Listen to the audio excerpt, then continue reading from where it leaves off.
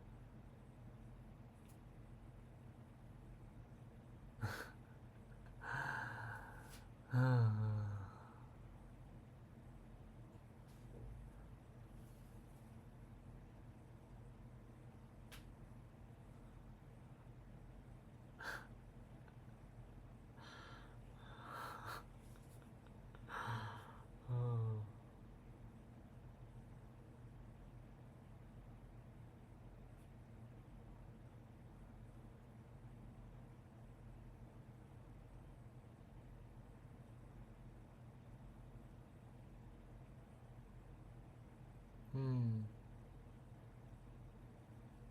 Hmm.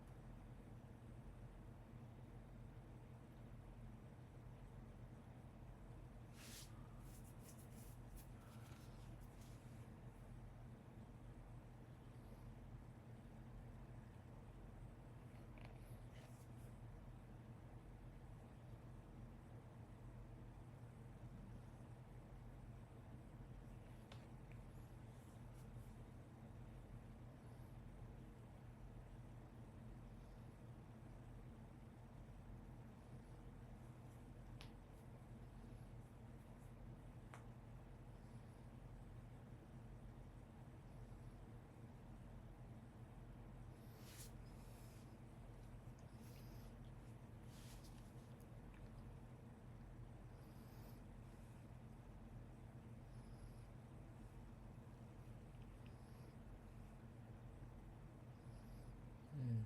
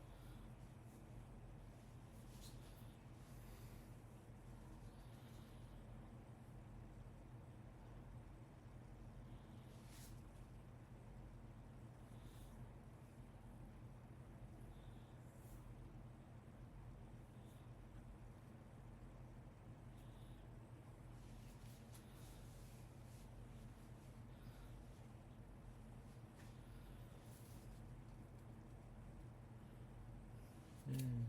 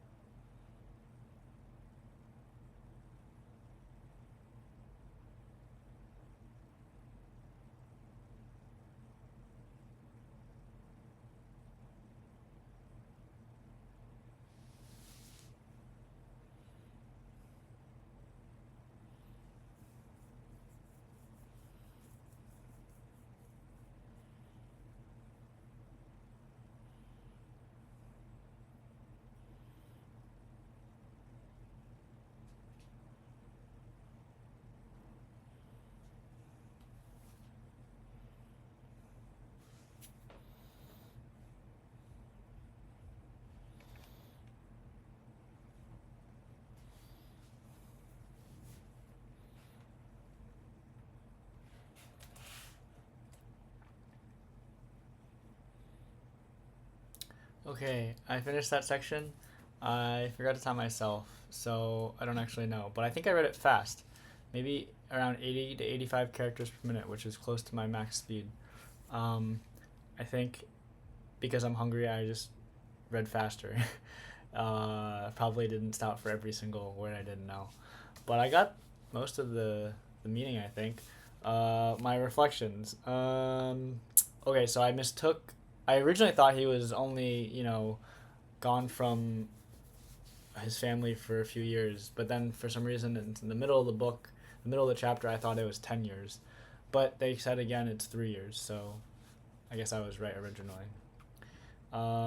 I realized that this dynamic between like these two people writing very, very, very like personal and very strong opinions to each other, very personal messages, personal information, stories, and then also very strong opinions. Kind of reminds me of like what people do on the internet when they, they have kind of an anonymous personality. They're never going to meet whoever they're talking with, so they can say whatever they want, regardless of how kind or unkind it is, or truthful or not truthful it is. You can just be really blunt if you want, and there's no repercussions. And I feel like this is kind of like that, except, well, I mean, in the modern day, for this character, the young guy, there probably is the internet, I would imagine, but then for the people in the past, there isn't. So, anyways, and then he even thought, oh, I mean, who is even replying to my letter? Like, it couldn't be like my grandfather, because he would write really, really tenderly. Like, if someone somehow that he knows has been writing these letters, is that even in the realm of possibilities? And he's like, no, my family wouldn't write such letters. So it's curious to hear him think about who was writing these letters. He probably has no idea it's someone from the past. I mean, how could he guess that? Anyways, he wants a face-to-face conversation. I don't think that's going to be possible because they're in the past. But it seems like he's spending more time sneaking around, looking around the abandoned shop. So I'm sure it's going to get more and more interesting. We still have 3 more sections, section 8, 9, and 10 for the second chapter. And the next section is a little bit longer, 2,300 words. The third and fourth section are very short, 1,300 and then 200 characters.